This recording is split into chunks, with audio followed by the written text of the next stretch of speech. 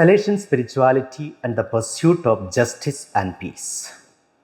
My dear friends, today we reflect on a theme that speaks to the heart of our Christian vocation, Salesian spirituality and the pursuit of justice and peace. In a world often torn apart by conflict, inequality, and indifference, the gentle wisdom of St. Francis de Sales offers us a practical and deeply human way of bringing peace and justice into our lives and society. The first point for reflection today is the heart of Salesian spirituality, love and human dignity. At the core of Salesian spirituality lies one powerful truth. Every human person is made in the image and likeness of God. For St. Francis de Sales, love was not an idea, it was a way of living. First of all, universal love. Salesian spirituality calls us to love all, regardless of religion, race, or social standing. True love crosses every boundary and sees the face of Christ in every person, especially in the poor and the forgotten. Secondly, gentleness and kindness. St. Francis de Sales believed that gentleness is the strongest form of strength. It disarms anger and opens hearts to reconciliation. His approach teaches us that peace begins not with power but with kindness. Thirdly, hope and optimism. Salesian spirituality breeds hope. It refuses to despair about humanity. St. Francis de Sales believed that even in darkness, grace can bring transformation, that no person is beyond the reach of God's love. Fourthly, humility and service. He reminds us that greatness is not found in domination, but in humble service. The more we stoop to serve, the more Christ-like we become. The second point for reflection today is justice in the Salesian tradition. Though St. Francis de Sales did not write a treatise on justice, his life was filled with fairness, compassion, and advocacy for the weak.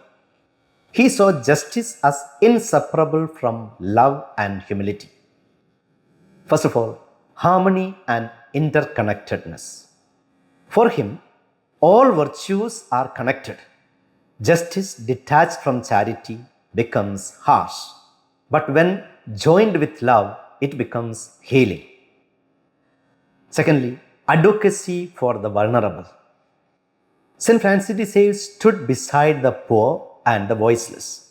He used his influence to uplift the marginalized, proving that holiness cannot remain indifferent to human suffering.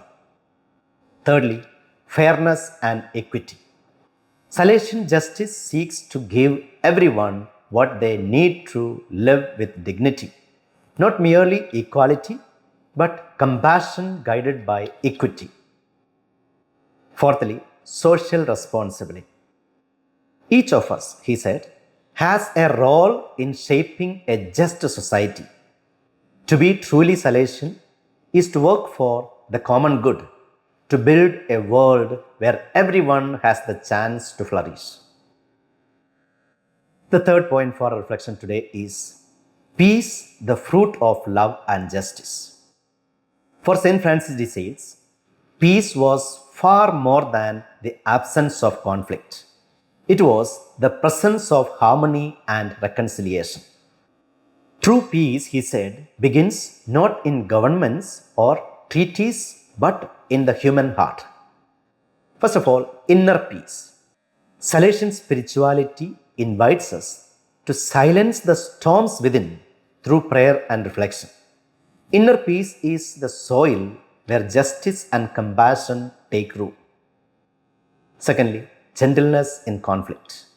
When faced with conflict, St. Francis de Sales invites us to respond with calm strength. Harshness multiplies wounds, but gentleness heals them. Thirdly, reconciliation, and forgiveness. Forgiveness is the soul of peace. St. Francis de Sales reminds us that grudges imprison the heart, but forgiveness frees it to love again. Fourthly, building community. Peace grows in community, in families, parishes, and schools where people feel valued, respected, and safe. When we nurture such spaces, peace becomes contagious. The fourth point for reflection today is living Salesian spirituality today. How can we live this message of justice and peace today? St. Francis de Sales would tell us, begin where you are and do what you can with love. First of all, education and awareness. Let our schools and formation houses become places where respect, compassion, and justice are taught and lived. Raise awareness about injustice and inspire others to respond with love and action. Secondly, advocacy and action. Let us not fear to raise our voices for what is right. Support fair laws, speak for the voiceless, and join peaceful efforts that promote dignity and equity. Thirdly, service and solidarity. We cannot preach justice without serving the suffering. Let us volunteer our time, share our resources, and stand beside those in need, not as saviors, but as brothers and sisters. Fourthly, dialogue and reconciliation. In a divided world, we must be bridge builders. Dialogue, especially across faiths and ideologies, is a path to understanding and healing. Where others see enemies, the Salesian heart sees children of God. Fifthly, personal conversion. Every change begins within. Cultivate prayer, humility, and gentleness. Forgive those who hurt you. Let peace reign first in your heart, then in your relationships. The fifth point for reflection today, the role of Salesian institutions. Salesian institutions, schools, parishes, and social centers have a prophetic role.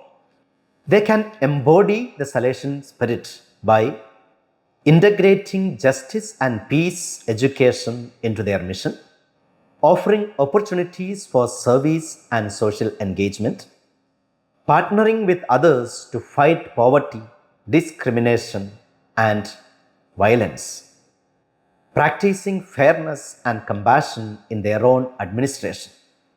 When our institutions model peace, they become living signs of hope in society.